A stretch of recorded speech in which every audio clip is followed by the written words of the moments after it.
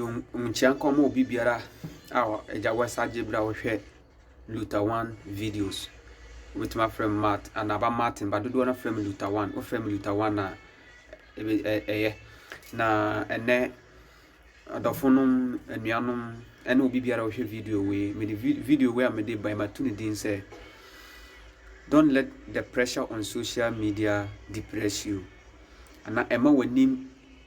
embrace normal ekoso social media no ebemo ama wani abre na wonso apre so obenya sa no ma ne bi de ntina meka sa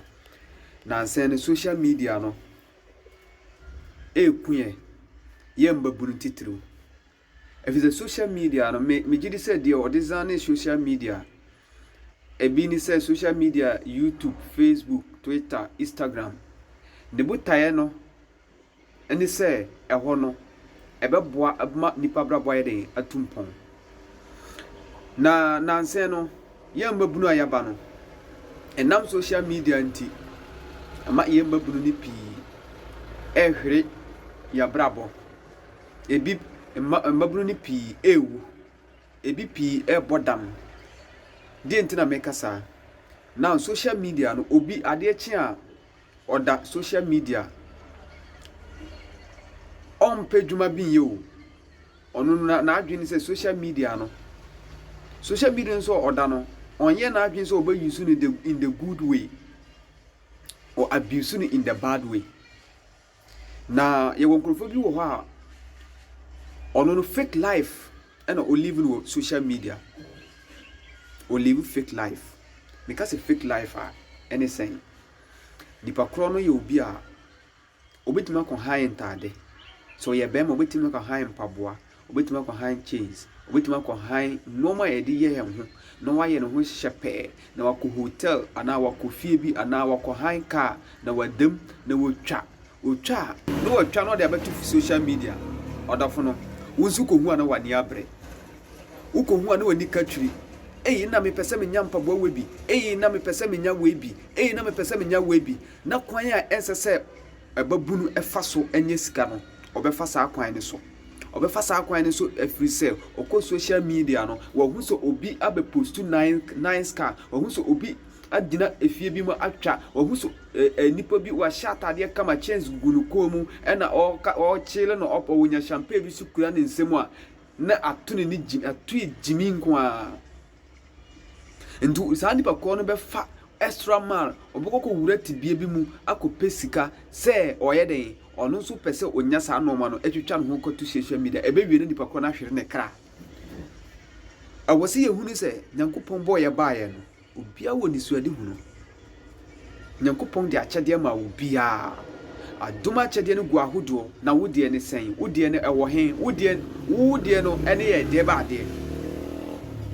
wodie ne ye de baade so tiase minkase social media ne enyo but yensusun fa noma bi a ye hunu wo social serious na ema ye hack attack minkase ebia oba ne bema bi date a omo ho na ebia oba ya ko social media na all scan no ko hu se atade anampa bo bi ni nyanko ba bi ahye anase wotwa beto in Instagram anase ne page no na ni ai kabre opesade no kwan obefa so ma ne boy no ana ne guy na ato ama no obefa sa kwan so ena se guy ne okana guy ne ka so nya betra wo na ena me de mebusa we a ena ho mfa mame ena mame enti u date ana se u a relationship because of a normal obanya free guy no wa na se u date because of future we no future together adentina mama social media fake life ha ma adwene sa because okasa obedi normal nyina e social media senshen nyina e social media no odun sabegu ti na wasu every say 95% ne fake life na man for living wo ho obi wo ho the whole man normal o use na o changing wo ho no ebi wo kwa no de advert ebi wo kura na wakwa han ye wo san microphone bi wo ho omoto pressure obeto pressure ma intendi kan say wo nipa no auto pressure ma ho because also wo so nipa no wo hu say die na me so betima ye na me so manye sika ade abɔ me bra ɛwɔ so odwene daakye ɛndwene fashion was fashion betwem hyɛnhyɛn betwem ɛnso odaakye deɛ ɛntwem da odaakye ɛntwem da anamɔn a obetu ɛnɛ no na bɛkyerɛ odaakye o anamɔn a ɛnɛ obetu ɛno na ɛkyerɛ odaakye sɛnea ɛsitie na sɛ yɛ bɛkɔ so ahwɛ social media fake lives that man for live no ato pressure ma yɛ ho a ɛbɛyɛ dɛ na yɛtumi aplan for your future ɛbɛyɛ dɛ na yɛyɛ dwumaden atim fifire ade a prepare for your future nti na obohu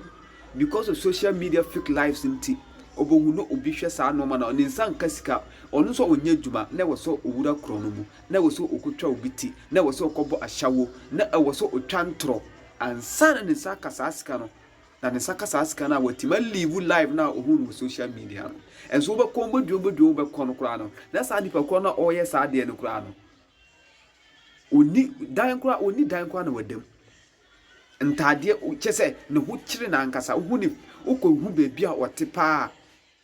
obɛka saa wo kra wo yɛ enso wodi saa no ma na chi social media live afi hwɛ munua hwɛ dia kɔ wiewu social media fake lives nti yade social media fake lives nti wa wade agu social media fake life nti date na woni guy ni date agu social media fake lives nti wantima ansie am planning for future sika bia wonya e nyina wo try so be live like the way social media people live onua